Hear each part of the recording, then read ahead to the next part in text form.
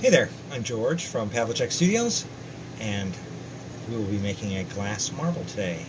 Shocker! That's right, we make a glass marble every Wednesday at 6 p.m. Central.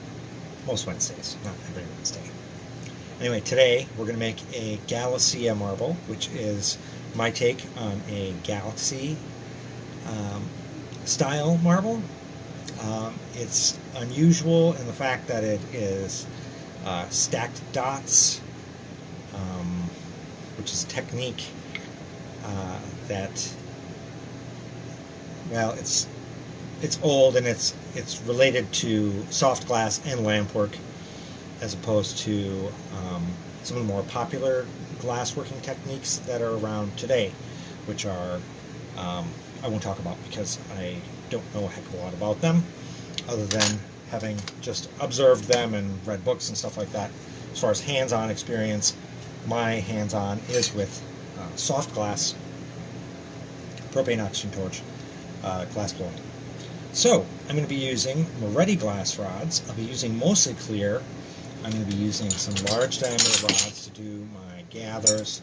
I will have some color. We're going to be doing light blue and aqua Galassia with some UV glass that I've pulled stringers of. And you know what? Maybe we should probably pull some UV glass today to start off with. And I will also be adding silver and gold leaf to my project. And here is a piece of silver. I'll show that a little closer. I keep them in tins to keep them from getting crinkled up. So there is a piece of silver. It's in what's called rouge paper, which keeps the leaves separate. And I'm going to put that aside for now. Silver. I'm going to get some gold. There's some gold leaf.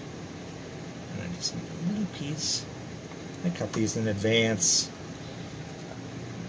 usually because when I'm making a marble, I will make several of that marble in a row to try to find a groove, and hopefully have some really good marbles come out. When you're just doing one, a lot of times there's stops and starts and the marble's not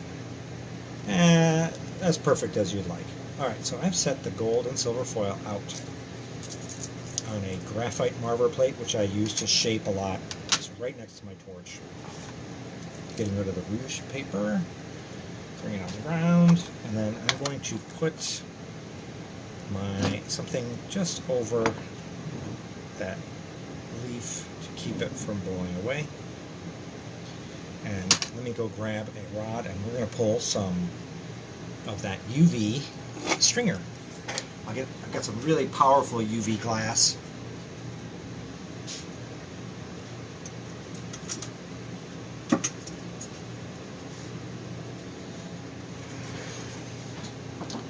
And this is from a glass production facility from about 100 years ago. Let's get the tip in focus. And you can see it's actually a little tube as part of the production facility. I don't really know a lot of the details. I got it from a fellow lamp worker about 20 years ago and have been using it ever since. He had it tested in a lab for safety when he first found it, before he started using it, and then was selling it, and I bought as much as he had because I love UV glass. And I wanted something that was compatible with my Moretti, which he was also using at the time. So let's get a clear glass rod, and I want a nice clear glass rod.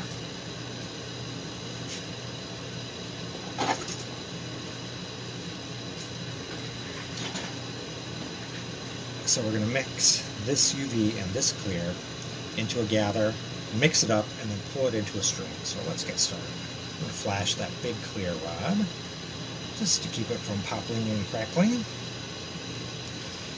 And then this is a very shock susceptible rod, actually a tiny tube of the UV glass.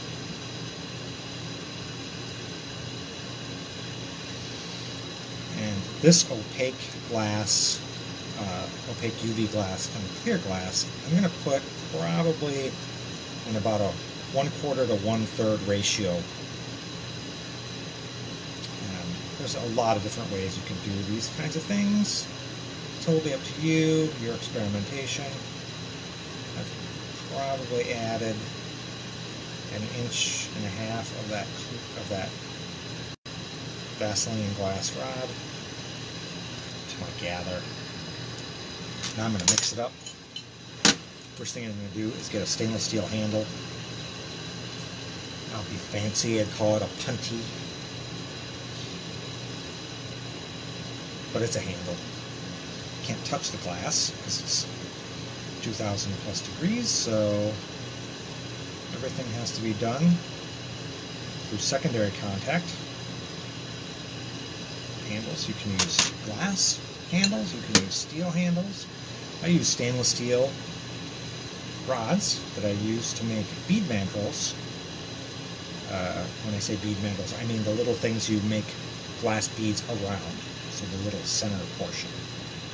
So now I put steel handles on either side of that glass gather. I separated the clear rod from the gather, the messy UV glass and clear, and I'm spinning it and mixing it right now as we talk. Let me see if I can get that in the magnifying glass. Twisting it. Mixing it, and then you can fold it. Twist again. Let's twist it up another time here.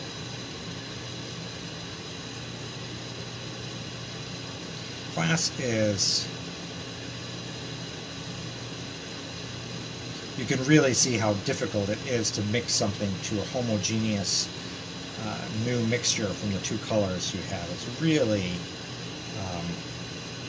it gets to be finer and finer mix, but it's still basically lines and fingers interwoven together of those two different colors. When I get it mixed most of the way as I pull it into a thread, those little intertwined fingers are going to pull down, are going to rarefy down to almost nothing. So I've got the whole gather heated up, and as it cools down to just the right temperature, I'm going to pull it out to a string thread. About 1 millimeter, 1.5 millimeters. I'm going to have to move out here. All right. So it's now firmed up already. I'm going to detach one end.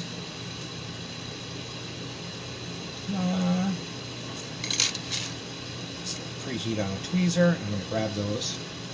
It's about 2 pieces, so I'm going to, in the middle, I'm going to melt it in half, and then I'm going to melt it again, and then I have a little bit left on the ends. I'm going to remelt that, and since this UV glass is antique and irreplaceable, there's never going to be any more of this.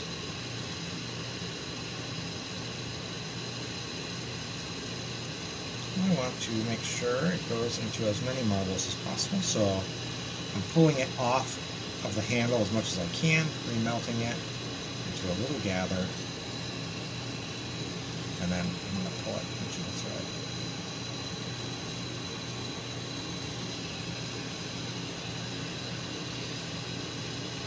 And then I'm going to melt it off one handle, melt it off the other handle, and that little piece that I just made, I can add onto the end.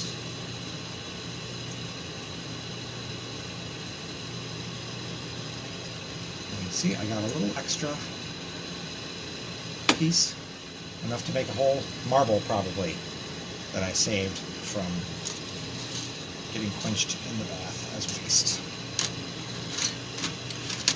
Normally for clear glass you wouldn't bother with that, but color I always try to maximize, and UV glass I always try to maximize, especially if I've mixed the color myself, where I put in that extra effort. I really want to make sure that I'm getting my maximum use out of the effort that I put in. So now I am going to start flashing a rod, which is going to be the basis for my first gather. So the The galaxy marble that I'm going to make is mostly clear. It's a series of stacked clear gathers with little color and a little metal foil in between. And some pieces of small ultraviolet active glass as dots. So the first thing I'll do is I'm going to get a gather of this clear, medium-sized rod. I'm going to flatten it into a disc. From there, I'll start building my cylinder of dots. This rod had a cut end, which is now smooth,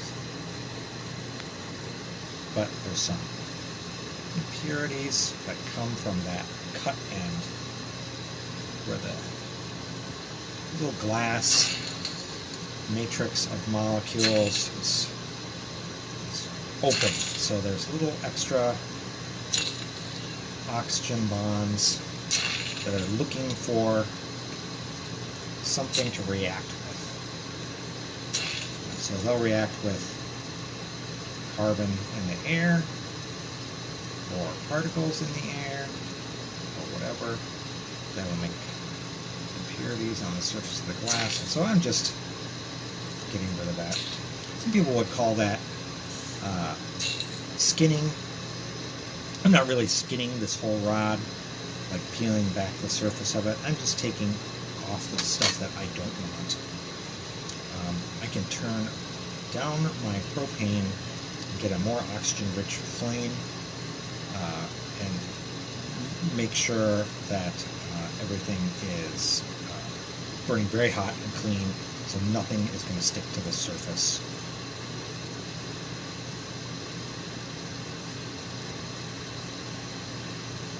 Carbon from the propane is something that will get in the glass and make it look frothy or foggy. So this is a nice clear gather. And then we'll squish it flat. I'm going to give it a second or two just to firm up so it makes a nice base for building the rest of my marble. The first thing I'm going to do is I'm going to start flashing my next big clear rod. I'm going to get my metals out. I have a little piece of gold and a little piece of silver. I'm going to pick up my gold first. So keep that disc in the back flame heating up. I mean staying warm, not heating up. This I'm heating up. This I'm keeping warm behind. Let's move this a little bit so you can see. That's better. This we don't need that much magnification.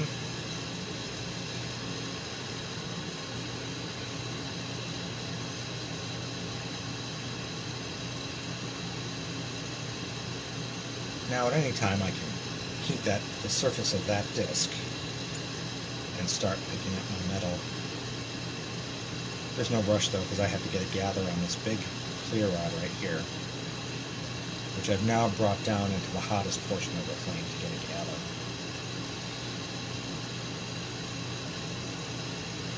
This rod has been heated before, so it is already starting clean and it's going to make a nice gather for my marbles.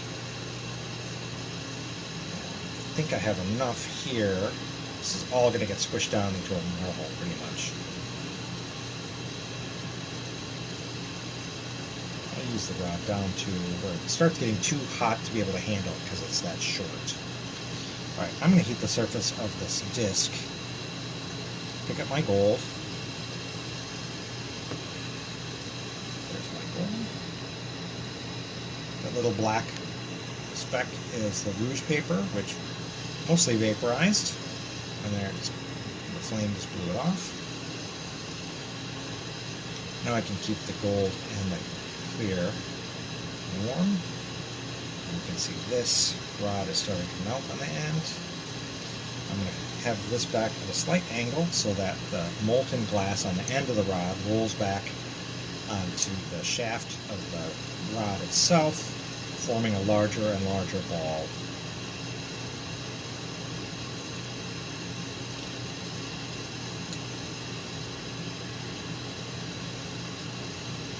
Glob. Let's call it a glob. That's more technically accurate.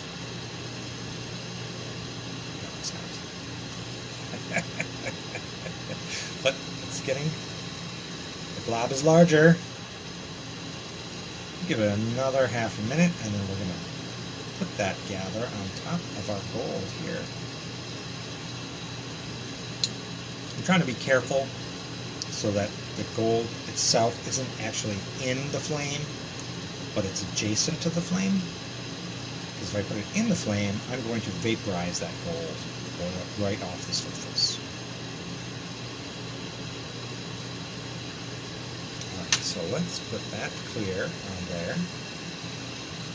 And we'll separate it, squish it flat. And there is our gather over the gold. You can see it inside.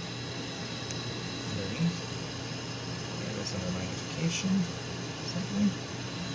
Alright, the next thing we're going to do is add some color. So I'm going to use an opaque color first. Put a small dot down.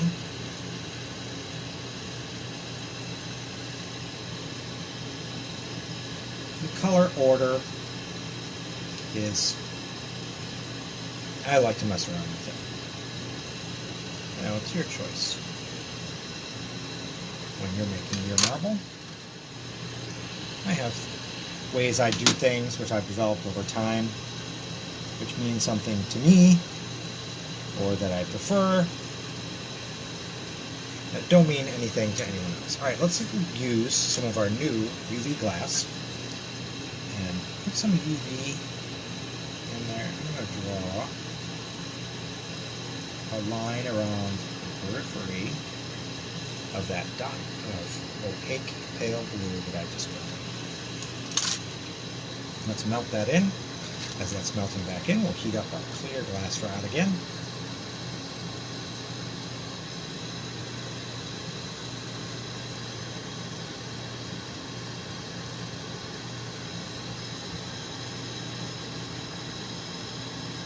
Now we melted that ultraviolet glass into the surface of the disc end of that cylinder. It looks pretty boring, but it'll look cool. Now we're just getting our clear gather going, keeping this in the back flame to stay warm. So, starting next week, and there's going to be the return of some prizes during the live show, and when we get over a certain amount of viewers in the live feed, I will tell people to put a certain thing in the comments, and then those people who've commented at the time will be eligible for drawing. And as the number of people goes up who are watching, the prize will get better. So there'll be details about that next week. I just thought I'd mention that. I was going to type out something today, but only so much you can do in a day. I think you're going to do so many things. And really get done a couple of those things, and that's pretty good. Alright, so there's our next gather of clear. Squished it flat. Now I'm going to get some aqua transparent. That's going to be my next dot. And I'll put that over that dot of light blue, which is now encased clear.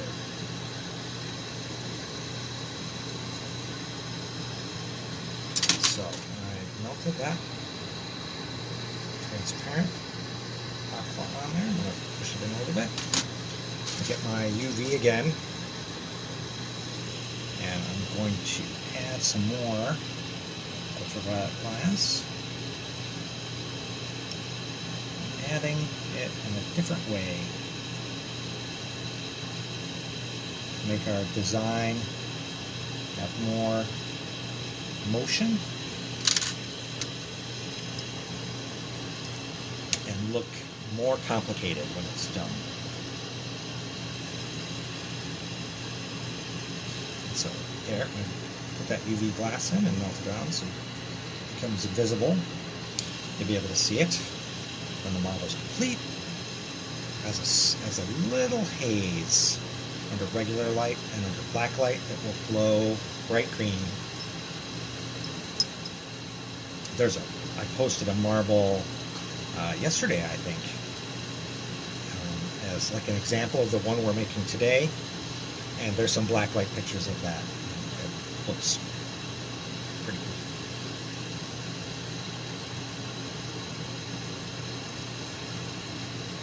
Alright, my large clear rod started cracking, so I might have to go in there and get some bubbles out.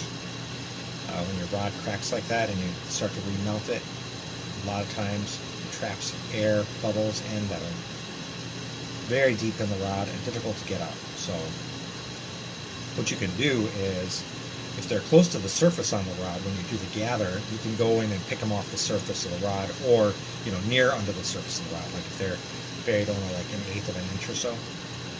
Otherwise, what you can do is make sure they're off of the end, and then when you do your gather and you add it to your marble, then anything that's deep you'll be able to get from the back side, because you've then plastered it onto whatever it is you're working. So now that this rod has melted again, I see that I haven't really trapped but one irritatingly large bubble. So I'm just going to put that on there and put that rod aside. See if I can see that bubble. There it is. I pulled it up towards the surface, and on the second go, I pulled it up. So flatten that gather. I didn't lose a lot of time, but I went in and I got that bubble. It's always worth it, I think, to go in and try to fix things, as long as you're not going to mess up other things or let the rest of your work get cold. I would say try it.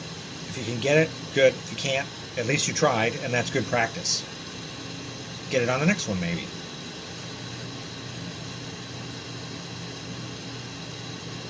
You know how far to push yourself when you're experimenting, and how far, and when you go too far and you mess things up. I guess that is what you would call a learning situation. All right, so let's get this rod for my next couple of gathers heating up.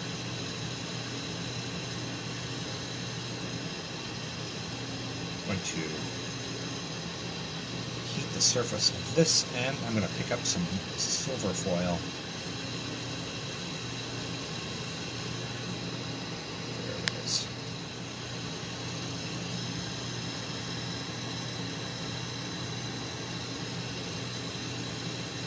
Now I'm heating this up. This I'm keeping the back flame. I don't want to vaporize that silver foil, so I don't want it to be in the flame, but I want the glass to be in the flame. And when I get this gathered, squash.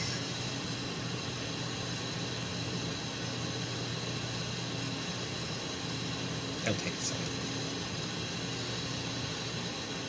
So,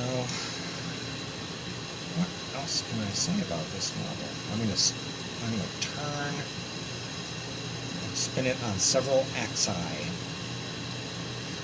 when it's done. The first axis I'm going to spin it a lot, get a lot of motion in there, and the second one I'm just going to turn it just a little sideways. Catch a little different angle of sparkle on the silver foil.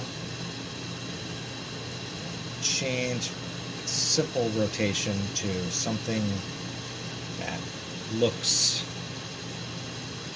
more random, but isn't. If you continue to look at it, you can pick out the pattern. You can follow that sort of Mobius strip path through the glass where it's continuously undulating.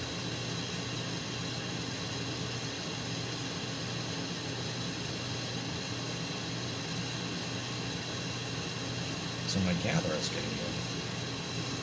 This is staying warm. Let's cover that foil.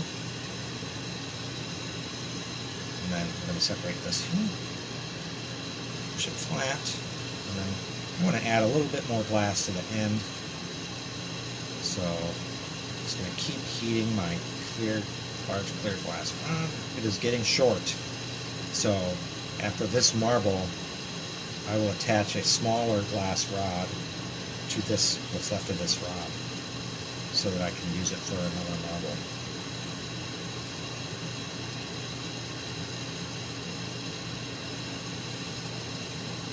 Sometimes I order these large diameter rods, and they're not very thermal shocky, and they're pretty clean, and they're not scuffed up on the outside. And other times you order them and they're just terrible to work with. I've even had some where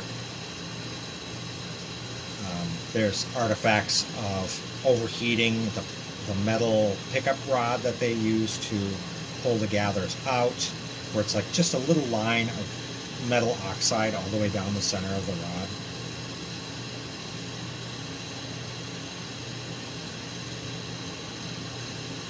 And that's usually when you decide to start pulling your own rods. So, nice when you can do it. It takes quite a lot of gear and preparation to pull your own rods. Cleanly, anyway. So I've got all the glass I want on there now, and as we heat it, when all the layers start mushing together, we're going to see it, and you'll be able to see all those little discs melted together, and the little discs of color and metal you'll see just floating in the cylinder. Let's let that resolve visually. See, it's still, all those discs are a little bit separate. The lines, the discs have not fully come together, is distorting the image. Once it heats and it all starts melting together, you'll be able to see it. Anytime when this gets hot enough, I'm going to start to make it more spherical so I can detach from the main rod that I started with. But let's give it another half a minute, see where we are. Seeing all the stuff that's going on inside the cylinder, which is cool.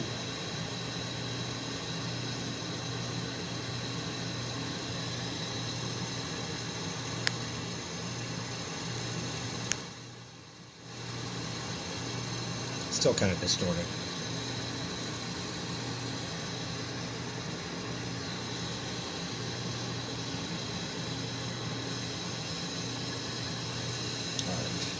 I'll be using a graphite marble mold to do some of my shaping. It's essentially a series of different sized hemispheres carved into a graphite block. And you're not really just pressing the marble in there to get it to be the right shape. You're using that hemisphere as a guide with light pressure and rotation. When you start pressing into it, you're just going to turn it into a flat blob or a football shape you don't want. So the idea is to start slow, like you're feathering the clutch in a manual transmission. Start easy, and then you find that sweet spot. If you just push it in, that's like you pop the clutch, you can stall the engine and stall your work.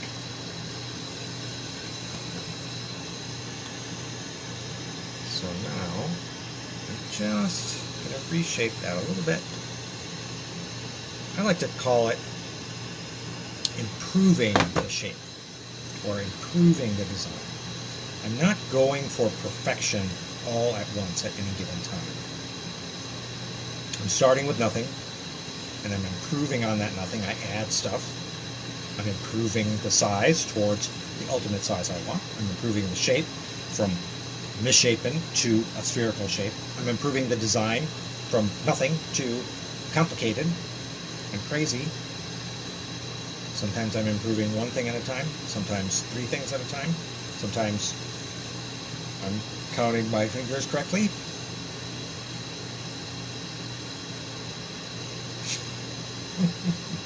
Alright, check it out. Now you can see all those dots in there. The layers.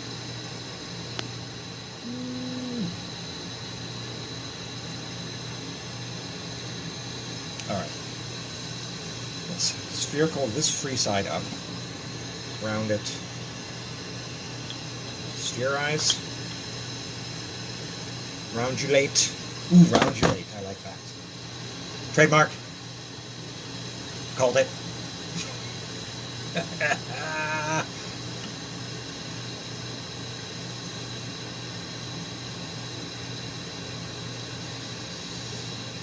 Can't slip nothing. Now you guys.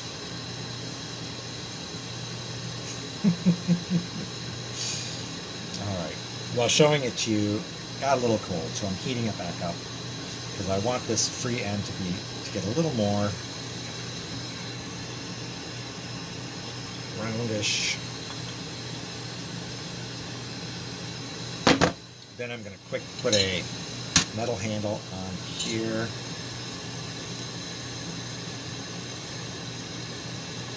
Heating this till it's orange. Heating up the glass of the marble, and I'm just going to bore in a little bit. Then I'm going to heat this junction where the rod meets the marble itself, melt that off. Then I'll generally sphere up the whole marble.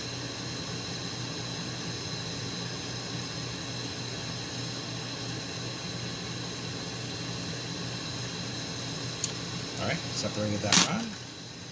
Now we're going to get the whole thing around. Then we're going to switch our handles to a different axis. And then put some motion inside that design.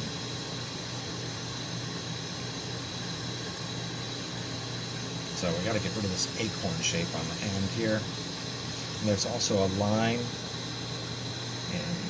where the rod first forms the disc, becomes a V shape, and I want that to come out without trapping air. So I'm going to get some heat into that crevice. In addition, there's a lot of tricks you can do to make sure you're not trapping air there. I might do some of those. First one is to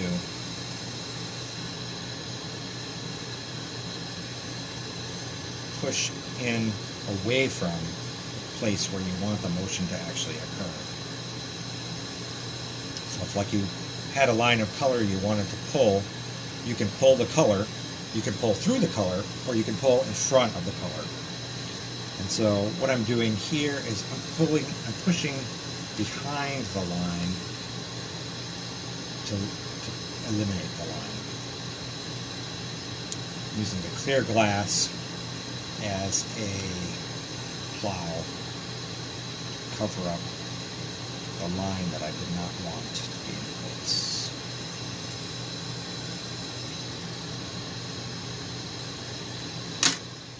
And that's an interesting concept. I don't know if that's super useful, but it gets rid of those join lines where two things are joined together. There's a crevice, and you want that crevice to merge and form a smooth surface without pushing it together. If you push it together, you're going to trap air, and you're going to accentuate that line where they join. You want that line to merge invisibly, and we did a pretty good job there using the clear glass to push that crevice closed. But what I can see with my glasses is that there is actually a little line of not trapped air, but of glass that's reacted, overreacted to the air. And so I'm going to pull that out just to improve the clarity of the surface of the marble. And now I'm just heating it to let that come together a little bit on its own. And now I'm going to use the marble mold to just gently persuade it back to a sphere. So there's our spherical shape. And you can see a stacked series of clear dots and metal. Let's now change our axis of attachment, and then we're going to put in rotation along that new axis. So where I put the poles actually is going to influence the design quite a bit. And this is a finer point in how you want ultimately the design to look. Do you want it to have a classic rotation look where the interior design comes to a point at the end? Or do you want to have lobes where they're coming to points but not pointed at the polar axi?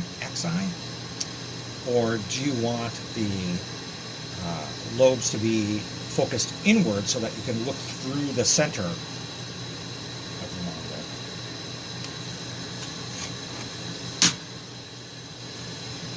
That might be crazy talk. Let's find out. Alright, so I like the place where I put my first new axis endpoint. And there's my second axis endpoint. Now you can see I have gone a little bit off center. They've gone like exactly where I wanted them. Now I want to put some heat in the marble.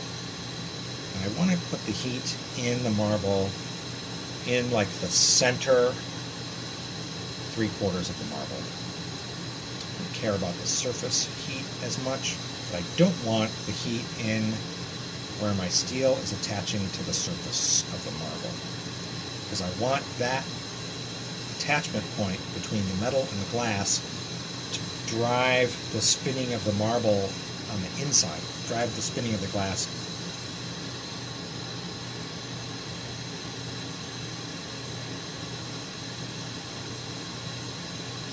And not just spin endlessly, because if I liquefy the glass where it's attaching, I could spin that forever if I just heated the surface of the marble. And it wouldn't affect what's in the middle of the marble at all. That wouldn't get spun. So you can see I'm going back and forth like this, and in and out like this, and that is how I am putting heat in the marble so that it evens out. And I'm already putting some spin in the marble as I feel it wants to go in there. I'm putting it in.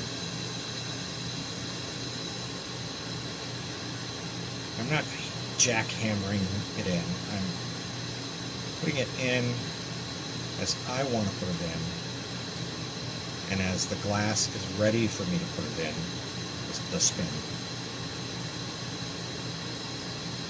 If I just spun it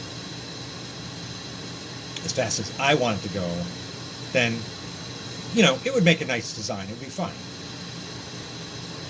But this is just it's a little departure where I'm trying to work with the glass to get it to agree to make my design.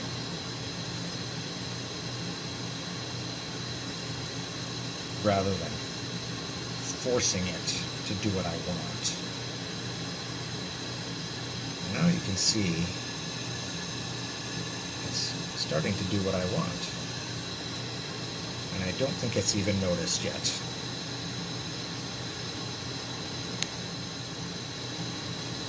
And so a lot of times, this first twist I will wind up pretty tight.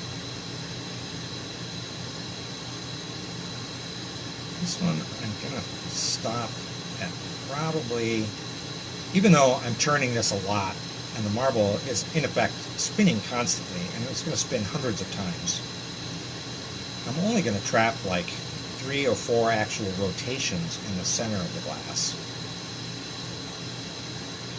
If I was doing like a tornado design, I would want to get like 20 or 30 in there, which sounds like a lot, and it looks like a lot. It's really not.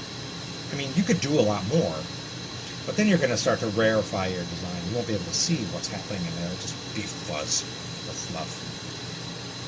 You know, there's certain places where you can stop, where things are going to look cool. If you stop too soon, it's going to look like, it'll look nice.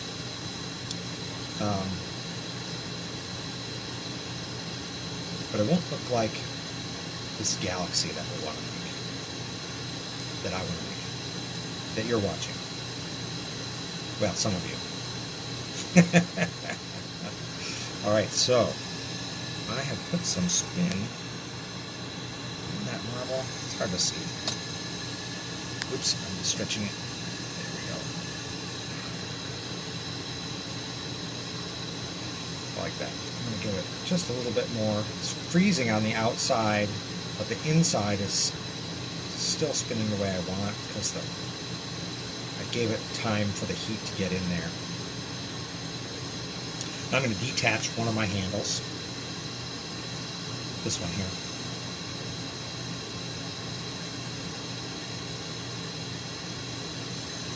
As I detached it, I heated this more, so I pulled out glass.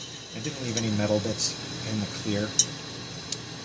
And I'm just going to, since this is pretty hot already, I'm just going to heat the surface and then round the whole marble up a little bit before I switch my axis again.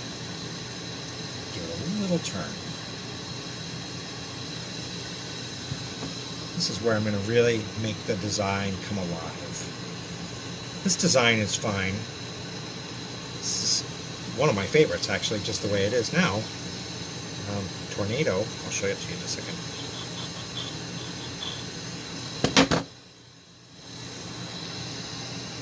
Tornado. Let's see if we can get it to show this.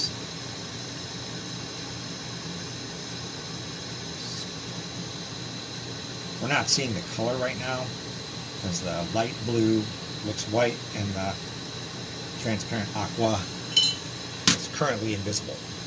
It will come back when the marble reaches room temperature. So now I'm heating my steel putty back up. So I quenched it in water to get rid of all the glass on the end. Just going to change my putty to 90 degrees.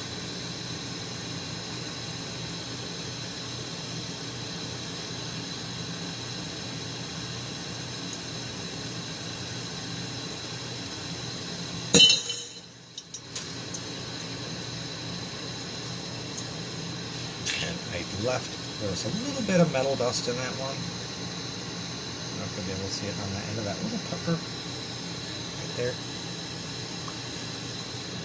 So I'm going to heat that. And get rid of that.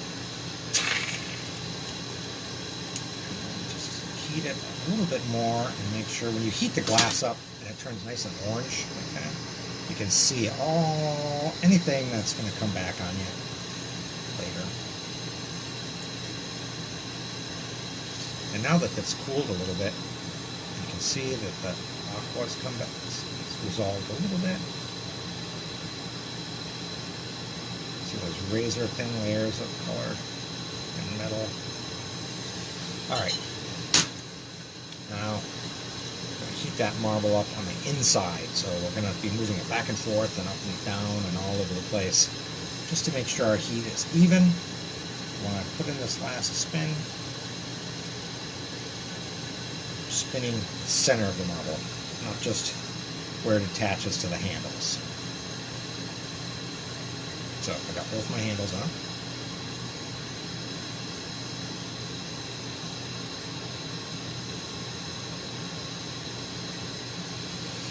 And let's just even the heat out. It's a little bit off sphere, And it's going to come back to spherical in one regard and away from spherical in another, but we're going to fix that afterwards. You'll see it's going to look a little funky.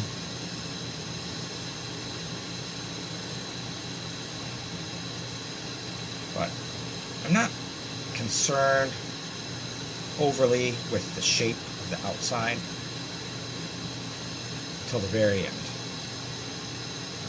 Right now I'm all about what's going on inside. And that's what's cool about these Galassia marbles and tornado marbles. It's all about glass, of course, you can't touch because it's too hot. So you have to use a secondary contact, which are these metal or glass handles on the glass. But now, for this, we're actually switching to like a second layer of secondary things, where we're manipulating the middle of the glass through the handle and then through the glass itself to get it to do what we want. It's sort of like, I don't know, if you were doing surgery robotically, you know, from a distant location. Our distant location isn't very distant. It's only an inch away. But we're still not touching it. Now, I like the amount of twist that I put in there. And it's really not much. It's like a half a turn. And let's look at it. I'm going to round this up. So you're basically seeing the opaque light blue there. Under regular light and without the purple filter that I have on here, you'll see the, when I take pictures of this tomorrow, you'll see the transparent aqua, the gold and silver maelstrom of shredded foil. And then when you put on the UV light, you'll see a whole different, well, yes, a different design in the same milieu, but different enough so that it's like over a little bit and not turned quite as much, because my initial placement was different than the colors that you see in the regular spectrum. Alright, the marble is hot enough for me to run it through the marble molds.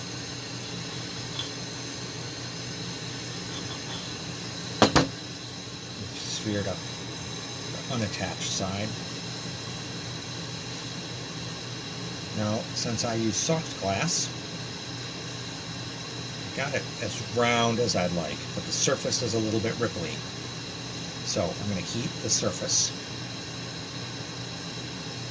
hot enough so that surface tension starts pulling it smooth. But it's really too hot to touch anything without being shifted. So what I'll do is, when it's up to that temperature, its surface tension has really smoothed it out for us.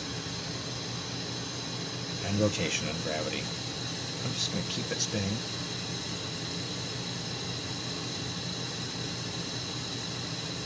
And now that it's calmed down temperature-wise, I'm going to grab my cherry wood marble palette and just spin it on that cherry wood lightly, just a few seconds in each of the compressions. That side of the marble, unattached side, is done. Now, my last attachment is going to be glass. So, I'm going to get a glass rod, and I want a nice clean attachment point, and a small one. This one is a little bit hairy, so I'm going to get some clean glass there. Shape it to a pencil point. So, keep that. And then let it cool down to just the right temperature. Touch. And hopefully just the right time. Got a cold joint there, not completely fused together. Now I'm going to heat off this handle, this metal one.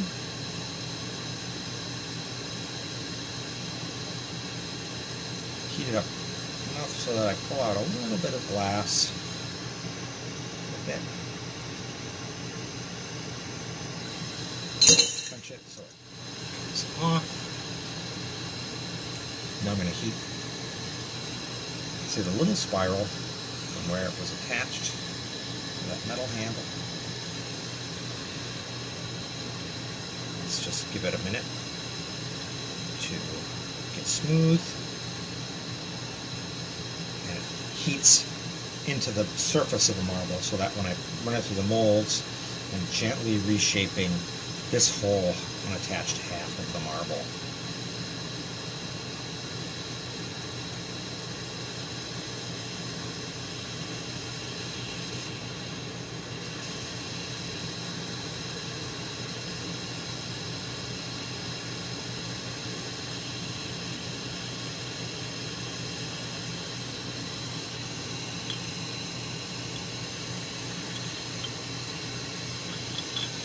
So I've run it through my marble molds, making it as spherical as possible. Looks like we got it. See the design.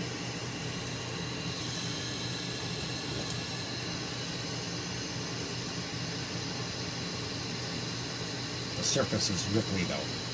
So I'm going to put it in the flame, like we did on the first half. Let surface tension and the heat smooth out the ripples in the surface. We're keeping it spinning and we're keeping it level so that we're using gravity and rotation to aid in the smoothing of the surface of the glass. Just heated it without rotating it, it would droop off, dripping down into a pile. And I can't even show you that movement, because if I stop moving this and it starts to change shape, then I got to start over shaping it. So this is kind of a feathering of the clutch situation too. I don't want to do too much, but I got to get it going. So you can't do nothing.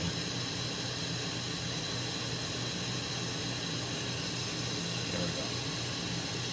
Smoothed out. Now I'm just letting it cool down on the surface for a second. And then I'm going to get it cherry wood paddles again.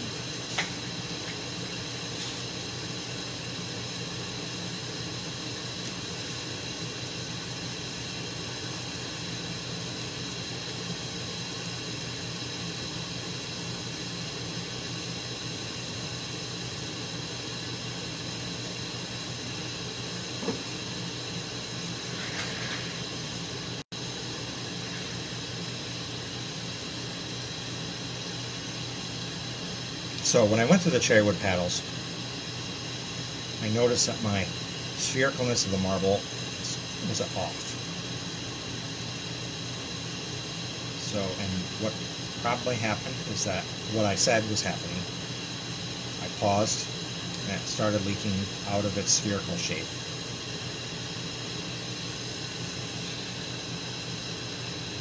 So I have to take a step back and heat the whole marble. I'm going to run it through the graphite one more time. I'm going to hit it in a sphere that's larger than the marble. Some light pressure. A lot of rotation. Then I'm going to go to a hemisphere that's smaller than the diameter of the marble, using just the rim of that mold to hold that marble into its best spherical shape.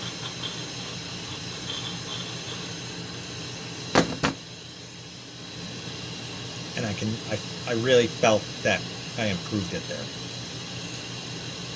The sphericalness of the marble went from incorrect, as I messed it up earlier, to I put it back into its spherical nature. So, but now the surface is ripply again. So I'm going to heat it. And then when I'm going to let it calm down. I'm going to show the marble. This one's going to be really nice. It's a really good motion, gyrating, and then in conjunction with the metal flakes, the transparent color which will resolve when it hits room temperature, and then the black light. It's going to look really, really cool.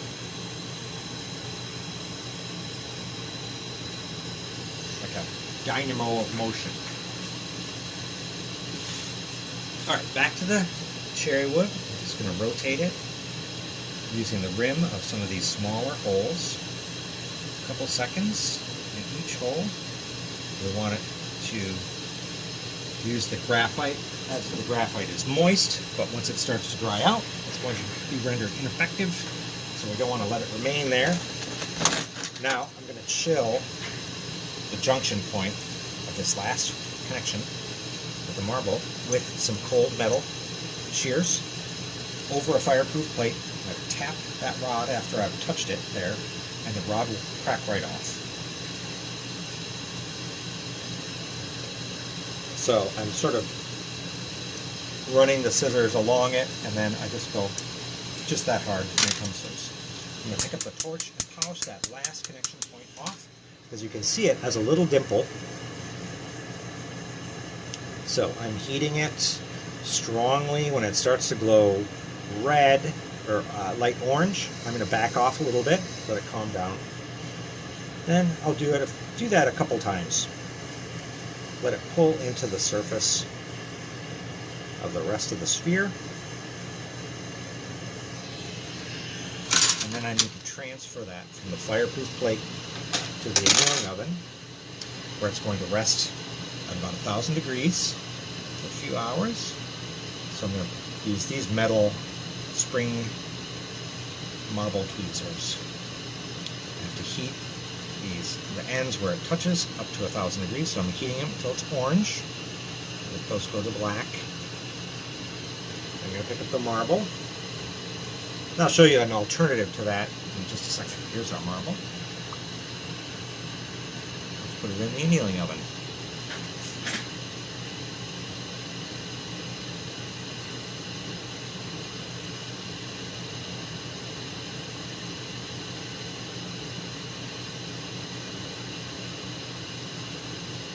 Quench these in some water. Alright, I also have some grill tongs with some old fingers of a fire glove that it's great for picking up marbles and little vases and stuff like that, which I use especially when I'm in production mode. Messing around with the tweezers is it's more of a finesse thing, and isn't great if you're going to be doing stuff like 20 times in the day. Although if I'm just generally making marbles in a day, I'll make 4 or 5 usually on my torch. If I've got my furnace going, I'll generally make a dozen or so. If I'm making vases or pressings, the number goes up. Shorter, faster, simpler work. Anyway, let's bleed the lines on the torch. First thing I'm going to do is shut off the high side of my oxygen. Let that bleed out. Turn the low side down. Shut the needle valve. Then I'm going to turn off my propane valve. Let the lines empty. Turn off that needle valve. Alright. So I'll read back the comments if there's any questions and answer those later tonight. Otherwise, thanks for coming, and I will see you next week, and we'll have pictures of that marble that we made tonight on the Facebook group, and no, just my Facebook tomorrow. All right, see ya. Bye.